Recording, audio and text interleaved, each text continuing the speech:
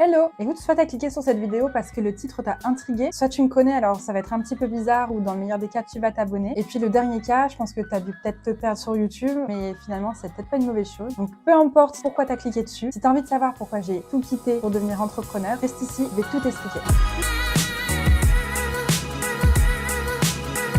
Donc, moi c'est Camille, j'ai 28 ans et je suis originaire de Haute-Savoie. Et il y a encore 3 mois, je travaillais dans une multinationale où j'étais en CDI et j'ai décidé de quitter mon poste en fait pour me mettre à 100% sur mon projet entrepreneurial. Et ça peut paraître un peu fou pour certains, même incompréhensible, mais au final je regrette absolument pas. Et puis d'ailleurs, je vais vous expliquer pourquoi j'ai fait ça. En fait, tout a commencé quand j'étais en études supérieures. J'étais pas trop intéressée par les cours et au final, j'avais vraiment envie d'entreprendre. Je sais pas, j'avais envie de voler de mes propres ailes et je me disais tout le temps, mais il faut vraiment que je trouve un truc super intéressant à faire et qui donne du sens en fait à ce que je fais. Parce que créer un produit ou juste vendre quelque chose pour le vendre, ça m'intéressait pas du tout. Et j'avais vraiment envie de trouver quelque chose qui me passionne. Finalement, du coup, au fur et à mesure des mois, j'ai trouvé quelque chose qui m'animait vraiment. Et donc, j'ai décidé de développer ce projet-là. Et donc, de le développer à côté de mes activités. Donc, à l'époque, j'étais étudiante. J'ai été ensuite alternante. Donc, j'avais 3 activités. Être étudiante, être en entreprise et avoir ce projet-là à développer. Donc, je peux vous dire que c'était super intense, mais écoutez, j'ai tenu le coup. Et puis, quand j'ai fini mes études, je suis rentrée en tant qu'employée dans cette multinationale où j'avais été en alternance, en fait, juste avant. Et je me disais, trop chouette, maintenant, je suis plus du tout étudiante, donc ça va être super simple à pouvoir gérer les deux. Et en fait, pas du tout, parce que quand on rentre en tant qu'employé dans une grosse boîte, en fait, on nous fait pas autant de cadeaux que quand on est étudiant. Et du coup, j'ai eu beaucoup de boulot et ça a été très compliqué à gérer les deux. Mais j'ai réussi à tenir un peu plus d'1 an, comme ça, les deux, à essayer de gérer l'un et l'autre pendant mes pauses, essayer de faire en sorte de faire avancer mon projet entrepreneurial. Donc, ça a fonctionné comme ça pendant quelques mois. Je vais pas aujourd'hui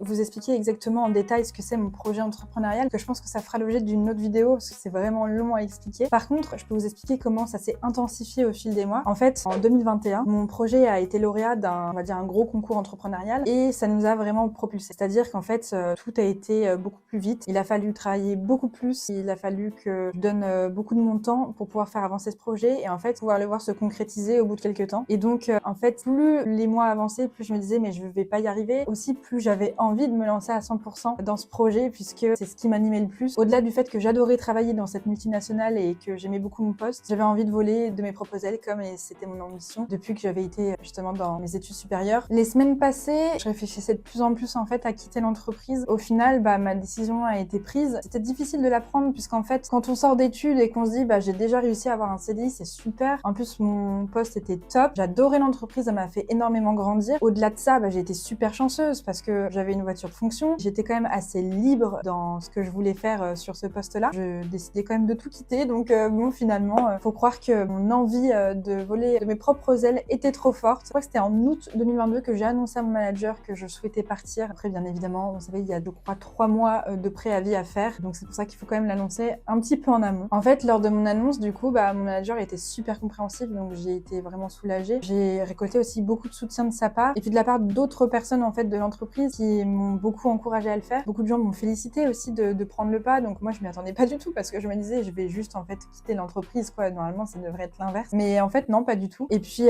mon entourage aussi, mes proches étaient super supportifs et ça m'a beaucoup aidée. Et franchement, je souhaite ça à tout le monde parce que je sais que ça arrive pas tout le temps. Franchement, c'est un truc à faire si vous l'avez dans les tripes et si vous avez envie de vous lancer, mais faites-le en fait. Parce que peu importe les gens qui sont autour de vous, s'il y a des mauvaises ondes, s'il y a des gens qui sont trop négatifs par rapport à ça, éloignez-vous de ça. Bon, ça là, je vous donne des conseils à la Anthony Bourbon, mais tout ce que je vous dis, c'est que je le pense. Si vous voulez vous lancer, faites-le quoi, c'est tout. Donc voilà, pour en revenir au fait que je partais de l'entreprise, au bout de 3 mois, donc en novembre 2022, j'ai fait mon dernier jour du coup dans cette multinationale et ça a été un soulagement. D'un autre côté, j'ai vu la transition, mais pas trop, parce qu'en fait, j'étais en télétravail avec du coup cette multinationale. Et pour mon projet entrepreneurial, comme j'ai pas de bureau, bien évidemment, je suis restée quand même pareil chez moi. Donc, il y a quand même eu une charge mentale en moins. Et ça, c'était vraiment top pour pouvoir justement avancer, sentir libérée de tout ça, quoi. Et du coup, pour vous expliquer pourquoi vraiment je suis partie à ce moment-là, c'est parce que mon projet, en fait, ça commençait à évoluer d'une telle manière qu'il a fallu que je me mette à 100% pour pouvoir soutenir, en fait, toute cette charge de travail et pouvoir le faire évoluer au plus vite. Puisque aujourd'hui, on n'est pas commercialisé. Et donc, on prévoit le lancement de la marque, parce que c'est une marque, à partir d'avril 2023. Donc en fait, il me restait plus beaucoup de temps pour pouvoir la faire avancer et évoluer. Bien sûr, je suis pas toute seule dans le projet. Ça, c'est quand même agréable parce que je peux quand même me décharger de certaines tâches, certaines missions qui sont du coup prises par mes associés, que je présenterai au fur et à mesure des vidéos, bien évidemment. Mais pour le coup, étant donné que je suis la fondatrice principale de la marque et que je soutiens à peu près tous les domaines de l'entreprise, il a fallu que je m'y mette à fond. Donc ça a été intense. Il faut savoir que j'ai pas du tout eu de vacances, que ce soit à Noël ou quoi que ce soit, mais d'un autre côté, j'avais pas l'impression de travailler puisque enfin si quand même, parce que c'était quand même un peu compliqué de travailler le jour de Noël, mais en soi j'avais pas l'impression de me casser la tête parce qu'en fait c'est quelque chose que j'aime, c'est quelque chose qui est pour moi, j'avais pas l'impression de travailler pour enrichir quelqu'un d'autre. Et en parlant d'enrichir, ça me fait une petite transition justement pour parler de la rémunération, puisque bien évidemment quand on quitte un poste et qu'on n'a pas un autre poste derrière, vous doutez bien qu'on n'a pas de salaire. J'ai eu la chance moi de faire une rupture conventionnelle avec la multinationale dans laquelle j'étais, ce qui m'a permis de demander les allocations chômage. Alors attention par contre à savoir que quand vous demandez les indemnisations chômage, déjà il y a un temps de carence, puisqu'ils considèrent que les sous que vous avez récoltés en fin de contrat peuvent vous faire vivre pendant un certain temps, donc ok, pas de souci. Et par contre par la suite, ce qu'ils font aujourd'hui chez Pôle emploi, c'est qu'ils vous prennent une moyenne sur je crois 24 mois, ou maintenant il y a une nouvelle loi qui prend encore plus et qui prennent du coup la moyenne sur le brut de ces 24 mois et ils vous donnent 57% de cette moyenne là. En fait moi il faut savoir que j'étais étudiante il y a 24 mois, donc bien évidemment je n'avais pas le salaire ni le train de vie que je mène aujourd'hui, donc il faut bien évidemment rebudgéter tout ce que je fais, enfin faire beaucoup plus attention à ce que j'achète ou quoi que ce soit, mais d'un autre côté je me dis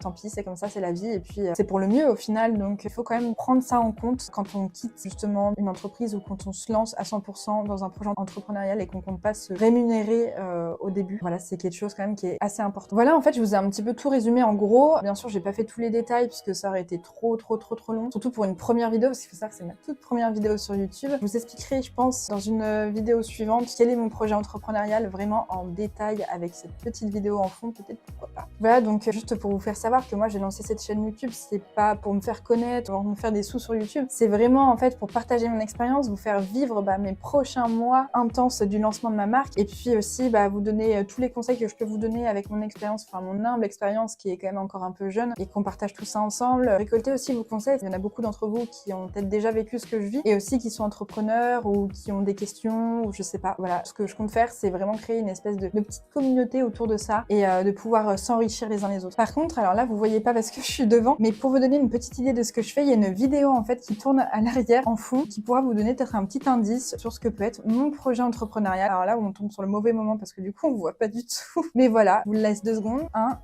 2, et voilà, c'est terminé. Si vous voulez continuer à suivre mes aventures entrepreneuriales, n'hésitez pas à vous abonner. Disons que je vais mettre le bouton ici. De toute façon, c'est pas moi qui monte la vidéo parce que je sais pas faire, donc on va le mettre là. Voilà. Aussi, très important, je suis vraiment curieuse de savoir s'il y en a certains d'entre vous qui sont déjà entrepreneurs ou qui ont un projet entrepreneurial qu'ils veulent lancer. Laissez-les-moi en commentaire, ça m'intéresse vraiment de savoir. Je vous retrouve bientôt pour vous expliquer mon projet entrepreneurial et tout ce que je peux vous dire, c'est à très vite.